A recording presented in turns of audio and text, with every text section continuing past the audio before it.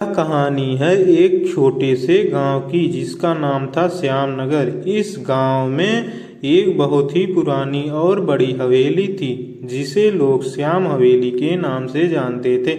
हवेली की खूबसूरती के पीछे एक भयानक रहस्य था। लोग कहते थे कि वहाँ एक आत्मा का वास था। कहा जाता था कि जब भी किसी ने हवेली में रात बिताने की कोशिश की उसने अपनी जिंदगी खो दी या पागल हो गए। गांव वाले का मानना था कि श्याम हवेली में एक पुरानी रानी की आत्मा भटकती है जिसने उस जगह पर किसी अनजान कारण से अपनी जान दे दी थी। इस रहस्य ने सभी को डरा रखा था और कोई भी वहां जाने की हिम्मत नहीं करता था। एक दिन गांव में एक नवयुवक जिसका नाम रवि था आया। रवि ने पुरानी कहानियों और अफवाहों को कभी गंभीरता से नहीं लिया।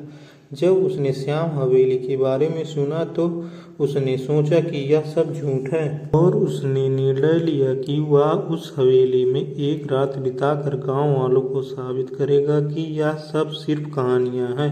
गांव के बुजुर्गों ने उसे समझाने की कोशिश की लेकिन रवि ने उनकी बातों को नजरअंदाज कर दिया। एक शाम रवि अपने कुछ जरूरी सामान लेकर हवेली के लिए निकल पड़ा। हवेली बहुत ही पुरानी और खंडहर जैसी दिख रही थी। वहाँ जहाँ जाकर किसी की भी रूह कांप उठे। रात का समय हो गया और हवेली में गहरी चुप्पी छा गई। रवि ने एक कमरे में अपना बिस्तर लगाया और अपनी टॉर्च जलाकर चारों ओर देखने लगा। हवेली के अंदर कीमती चित्र, टूटे फर्नीचर और धूल भरी किताबें। रवि ने चारपाई पर लेटकर एक किताब उठाई और पढ़ने लगा लेकिन अचानक ठंडी हवा का झोंका आया और दरवाजा खुद ब खुद बंद हो गया। रवि सहम गया लेकिन उसने खुद को संभाला और किताब पढ़ने लगा। तभी उसे लगा कि कोई उसके पीछे खड़ा है लेकिन जब उसने मुड़कर देखा तो वहाँ कोई नहीं था।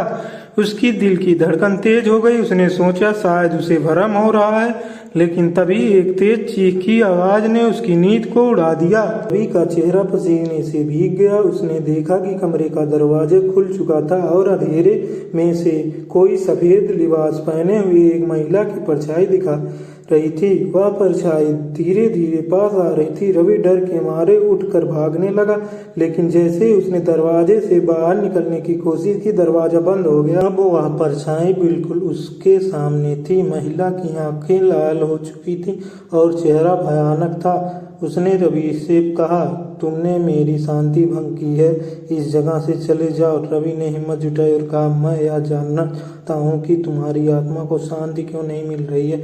महिला की आत्मा ने आह भरा और बोली, यह मेरी कहानी है। मैं रानी श्यामा हूँ। मेरे पति ने मुझे यहाँ बंद कर दिया था और मैं भूख और प्यास से मर गई थी। मेरी आत्मा को शांति नहीं मिली क्योंकि मेरा अंतिम संस्कार नहीं किया गया।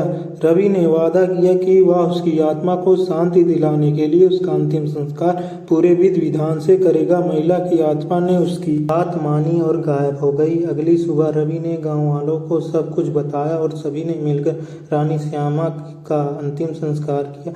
उस रात के बाद कोई भी भूतिया घटना नहीं घटी और हवेली अब एक शांतिपूर्ण जगह बन गई। रवि की बहादुरी से लोगों ने उसे सम्मानित किया और श्यामा हवेली अब गांव का एक महत्वपूर्ण हिस्सा बन गई जहां लोग बिना डर के जाया करते थे। इस प्रकार रवि ने अपनी हिम्मत और समझदारी से केवल अपने डर को हराया बल्कि एक निर्दोष आत्मा को भी शांति दिलाई। यह कहानी हमें सिखाती है कि हमें सबसे बड़ी चुनौतियों का सामना बहादुरी और बुद्धिमानी से करना चाहिए।